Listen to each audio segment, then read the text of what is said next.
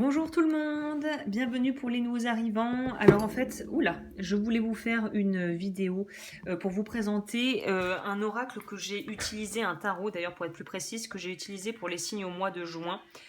Et qui est vraiment, je trouve, super. C'est le tarot des Égyptiens qui a été en fait créé, je crois, par, c'est pas Ethelia. On va voir. Donc le petit, ça arrive sous cette forme. Donc ils sont numérotés, apparemment j'étais étonnée. Donc il y a 3000 copies, c'est édité à 2999 copies. Et moi j'ai la 2014 apparemment. Désolée pour les bruits de travaux, navré.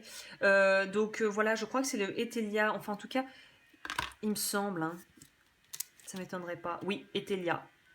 Donc c'est une autre version du petit Ethelia et du grand Ethelia qui existe.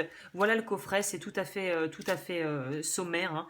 Il n'y a pas d'explication des cartes, me semble-t-il d'ailleurs, hein. C'est juste, ça t'explique l'histoire de la création de ce jeu, donc par Ethelia.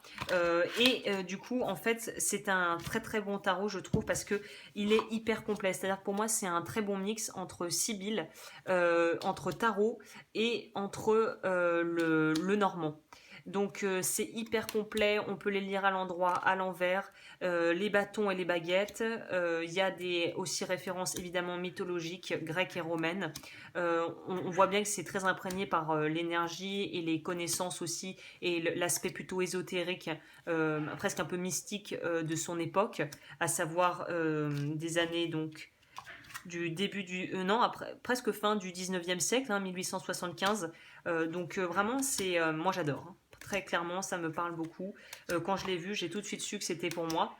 Après, voilà, je comprends que ça parle pas à tout le monde, mais en tout cas, ça donne des infos. Pour moi, avec celui-là, tu peux vraiment, il est ultra complet, tu peux tout faire, hein.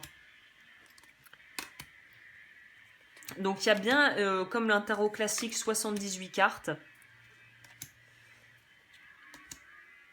Par contre, voilà, dans le tarot traditionnel, le 5 de coupe, c'est pas vraiment une super carte extrêmement positive, puisque ça va nous parler de perte, de regret, de déception. Ici, ça va nous parler d'union. Donc, il y a des choses qui diffèrent du tarot classique. Donc, en fait, je pense plus tu as de connaissances dans les différents domaines, taromancier, histoire, et aussi dans l'aspect plus petit Lenormand Sibylle, tu peux vraiment utiliser tout ce que tu as comme connaissance pour pouvoir encore plus interpréter les cartes. Le 2 de coupe, j'adore cette carte. Je la pioche pas souvent celle-là en ce moment. Alors, voilà, ça. Ah, celle-là était à l'envers.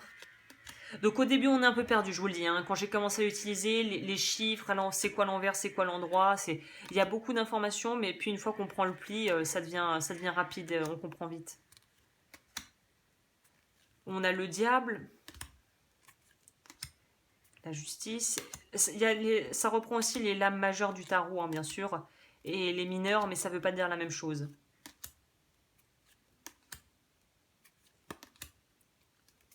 Donc moi j'adore, hein. Bon, très basique, les cartes, tout est méga basique, mais je trouve que c'est la sobriété du jeu qui le rend encore plus efficace en fait, hein.